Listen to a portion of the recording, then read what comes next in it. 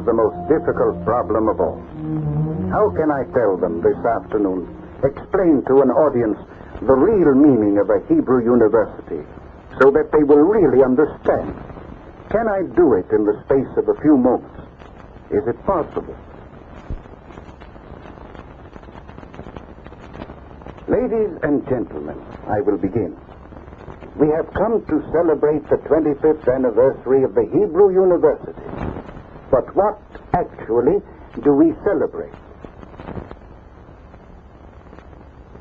Surely something more than a group of buildings standing here in Jerusalem. But what more? What else? I began to find my own full answer to that question just a few years ago. On the night of another celebration, the United Nations had just declared for a partitioned Palestine. Yochanan was the last to arrive, one of my better students. How much greater a lesson he was to teach me during the next few months than he ever learned in my geology course.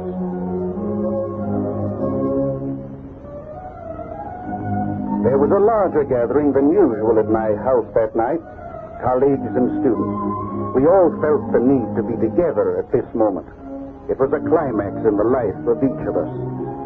The center of our celebration was a newly discovered scroll, one of the oldest ever to be found. An early page in a history that was being made in this very hour and would continue to be made by such students as these.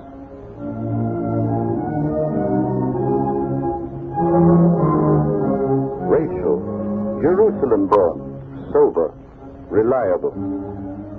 David, the American, a newly arrived enthusiast. And Yochanan, also native-born, a Sabra, but the happy reverse of the other two. David and Yochanan could give only so much time to looking backwards. For them, the future was far more important.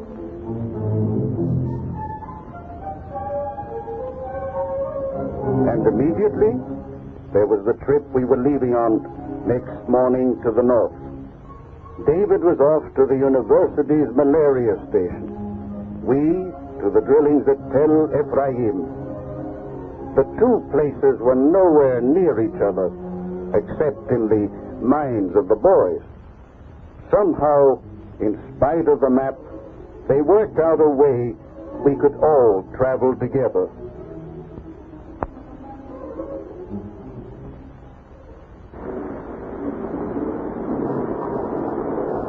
I spent more time riding in this truck, I think, than I did lecturing. This truck was a classroom. Our campus was as wide and as long as the country itself. As usual, I found myself in the least comfortable seat of our classroom. The boys had no respect for age.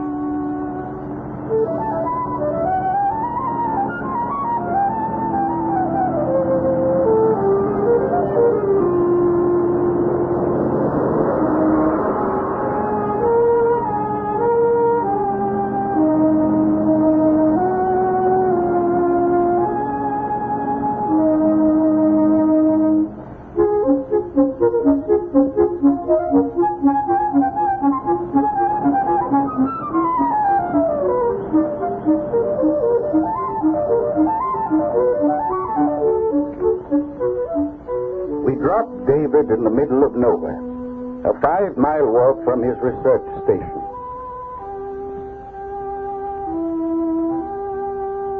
We went on to Tel Ephraim, hoping to find an empty landscape. If the derrick were down, it would mean that the drilling was over, that water was found. If the derrick were down. But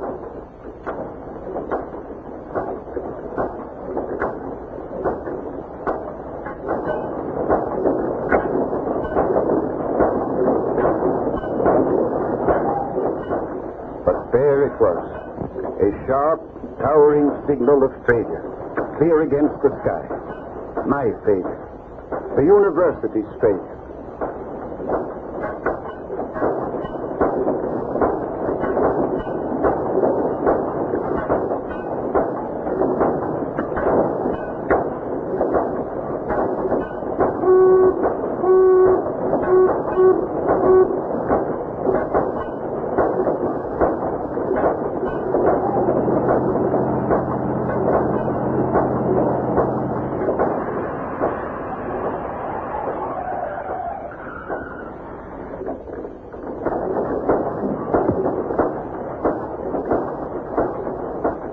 wonder the men were sullen, irritable. They had come here, settled, worked, because we picked this spot with the promise of water. Our reputation was at stake. Their whole life as a community was at stake. Without water, they'd be burnt off the land. Their settlement, all their work would be lost.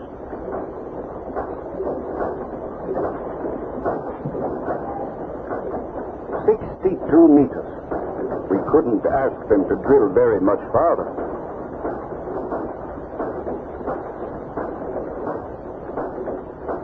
This was the final exam. For us at Tel Ephraim, for David working against the threat of malaria. In this university of ours, grades, degrees, academic honors were important enough. But these were not the final rewards for which we worked.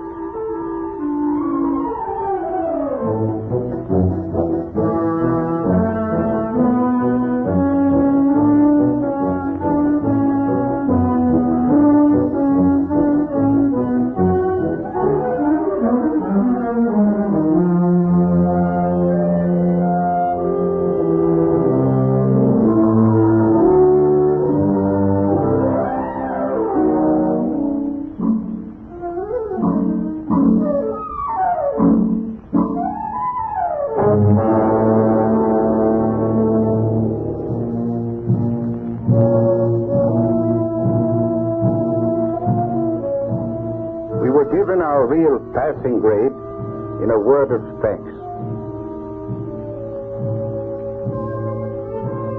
We knew we had studied well when we could see the result of our work in the land that stretched out before us.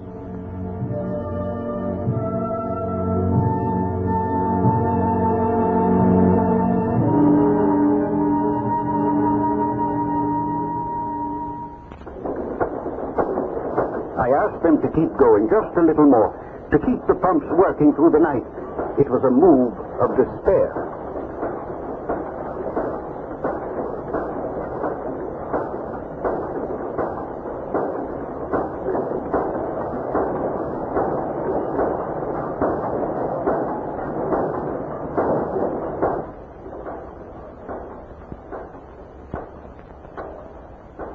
They didn't reproach me in words. But it was there, in the dead faucet, hot to the touch.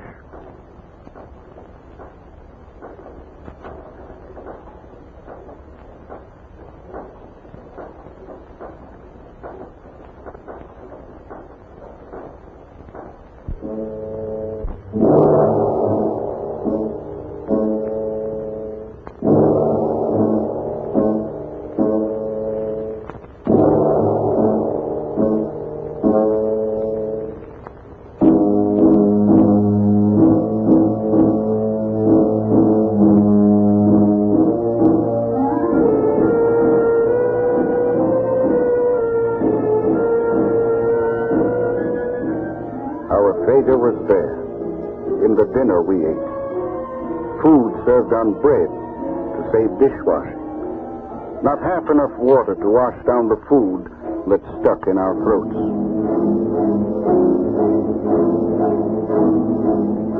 This was our final examination. The sight of these people, tired but still tearing at the earth because we students of the Hebrew University, told them there would be water.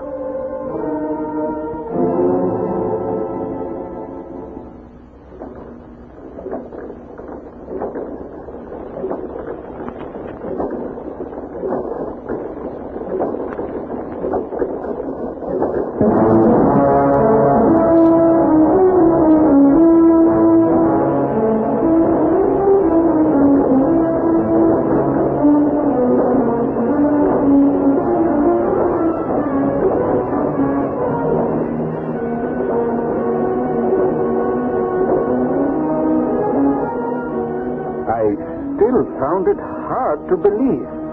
We had passed, summa cum laude. We had passed with enough and more than enough to spare.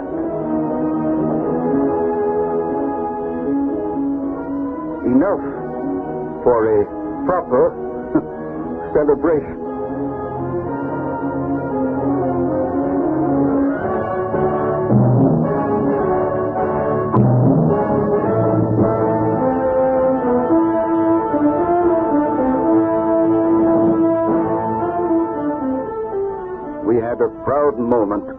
coming back to our classes with the news of our success.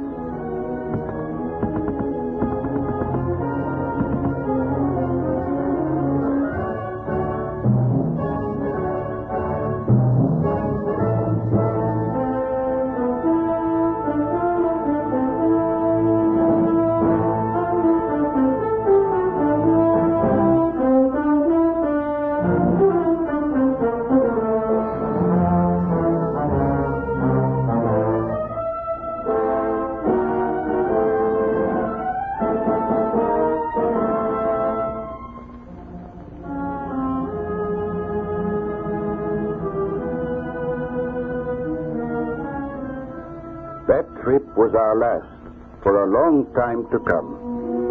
In the months ahead, it became even more sharply clear how completely this university was a part of the land it served. The school grew as the country grew. And now, along with the rest of Israel, it faced a threat of annihilation as the thunder came echoing up from all the corners of the land. At first, we tried to ignore the interruption.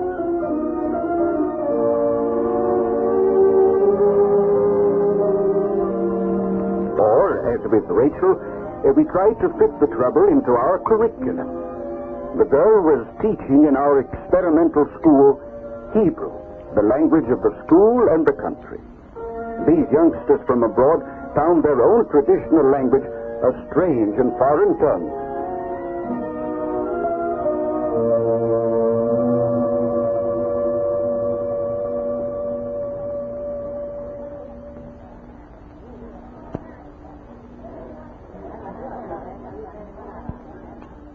They had to be taught that a boy was Yeled, and boys Yeladim, that a desk was Machtera, and a dress Simla.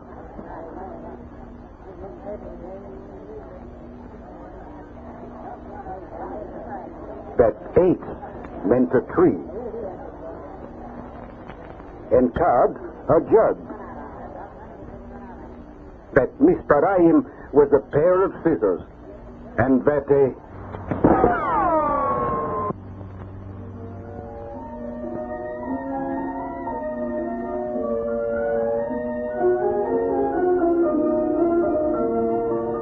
bullet, a sniper's bullet, likewise had a Hebrew name. Kadur was a bullet. Kadur was a word they might have to use very often, almost as much as Kad Prachim. David let nothing disturb him. He had a particular aptitude for research in epidemic diseases. For the moment,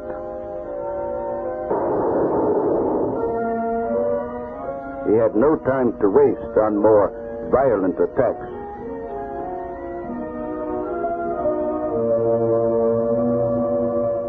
The gathering storm broke in full fury with the attack upon the university and the Hadassah hospital convoy going up to Mount Scopus.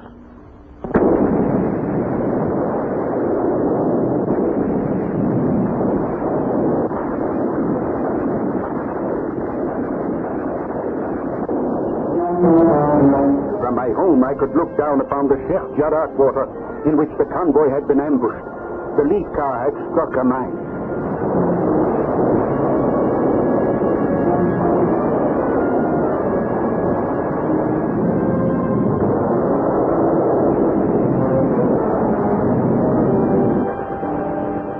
I phoned the British Army liaison officer. That conversation is present in my mind as though it were happening now. That's right, Professor Berger. The lead car is on a mine. The rear vehicles are getting clear. They're away. We shall get the others out. Our people are with the Arabs now. The arrangements are a matter of minutes.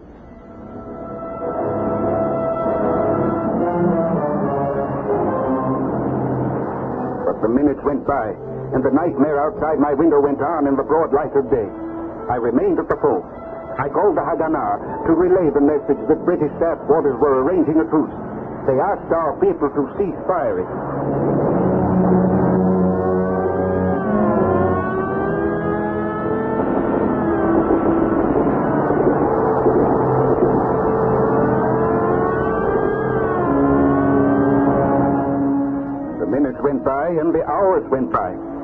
on the phone. How could they keep repeating that they were doing all they can? They had said that hours ago.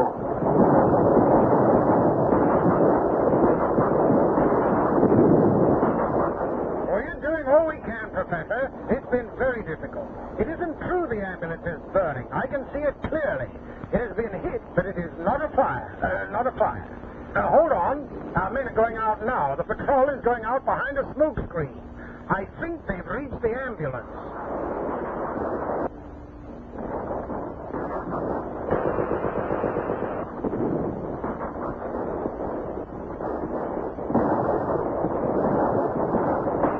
After 6 hours, the end came.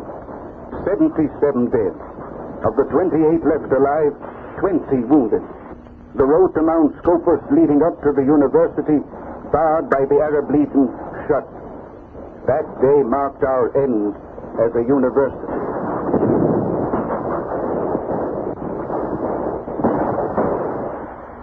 And our beginning as part of an emerging army.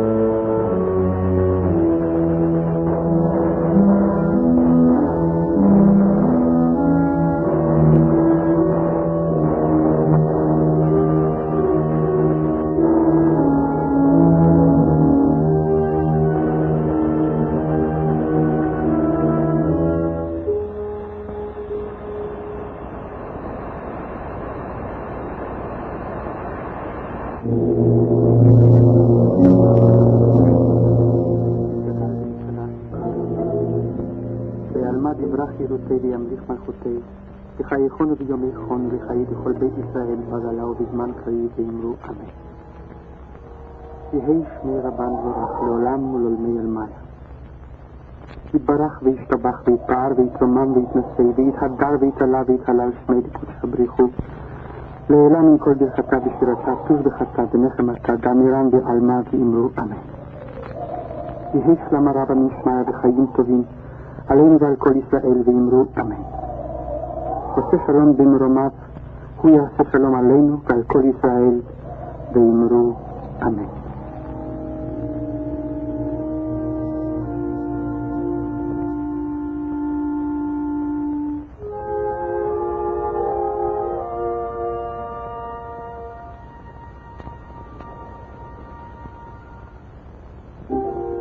I mourned many deaths at the grave of Yohanan. I mourned a boy who was to me as a son. I mourned the fine and useful career he would never have. The work and plans of all of us, of the whole university, now brought to a stop. The dream inside of me went dead.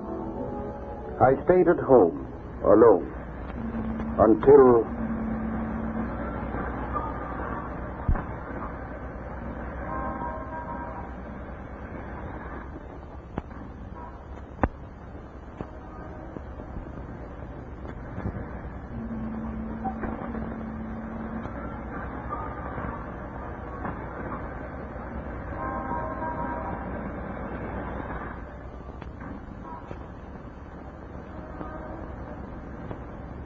Was it a gesture only, this reopening?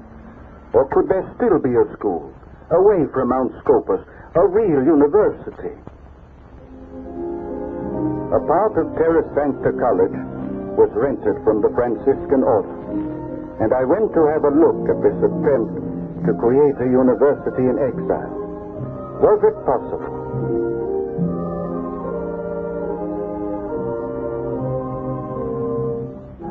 The registration, at least, was enthusiastic, an infectious event. I was drawn into it, and soon found myself helping the registrars. We received an unexpected flood of would-be students straight from the army. The university had one of the largest student enrollments in its history. Perhaps, with such a driving response, anything was possible.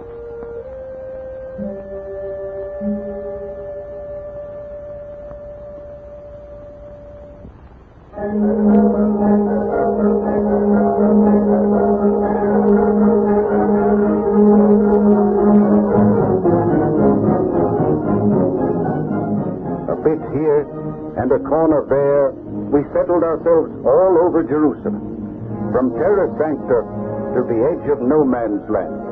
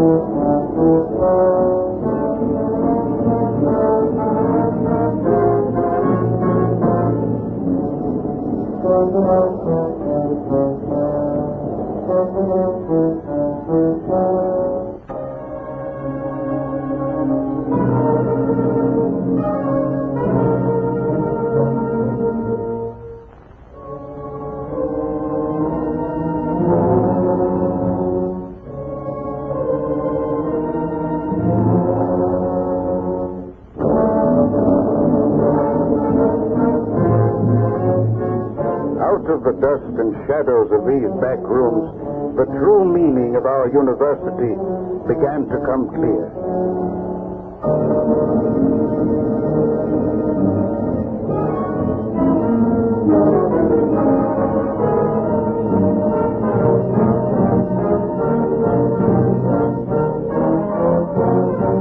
You could see it in the students.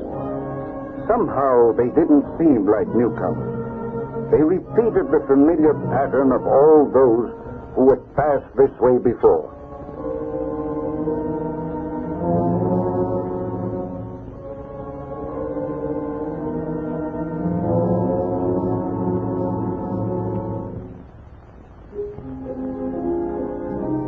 The same will to learn and to serve was there. Nothing had changed, except the conditions under which they lived. It was hard, and still is, to find places for them all.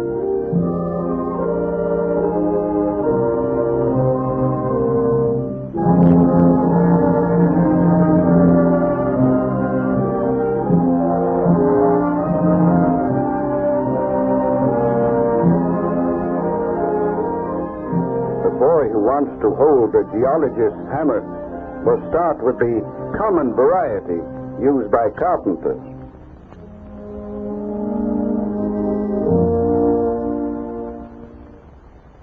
We had planned it differently up there on Mount Scopus.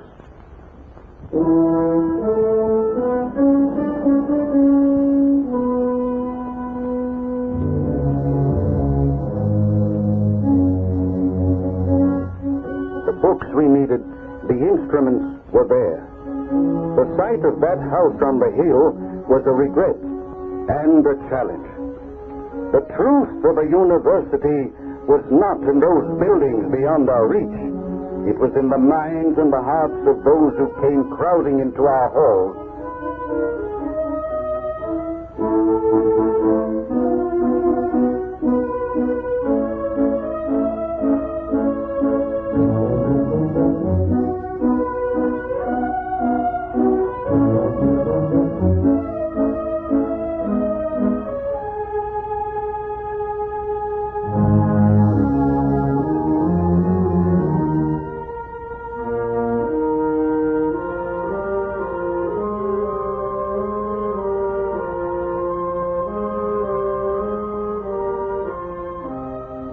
was hard, and it still is. Space is needed. Equipment is needed. Our laboratories and classrooms are not the finest in the world, but yet fine work is being done in them.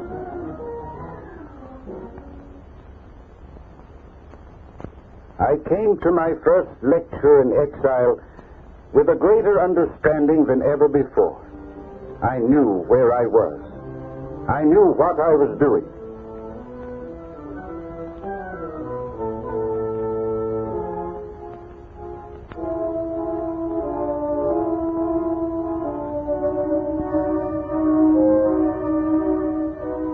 At the head of this classroom, I stood in the middle of a land.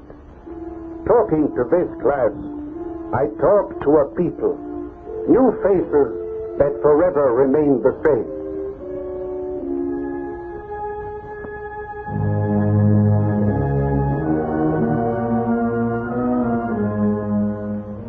And that is what I believe we celebrate today, at this 25th anniversary. The will of a people to exist, to create, to enlighten. To destroy such a people, one must cut the cord that binds them together. That cord is the unbroken continuity of Jewish thought and teaching. It was never cut. In every exile there were schools to teach and students to learn. The Hebrew University is the last link forged in our generation in this long chain of schools. Here in Israel, it remains the guardian of the continuing tradition of Jewish learning, as eternal as the people whose historic need gave it birth.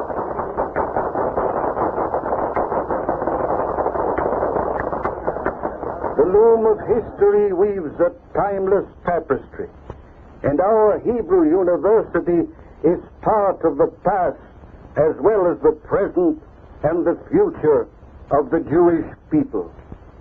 For throughout history, the Word hath maintained this people, and the people now have created a place to maintain the Word.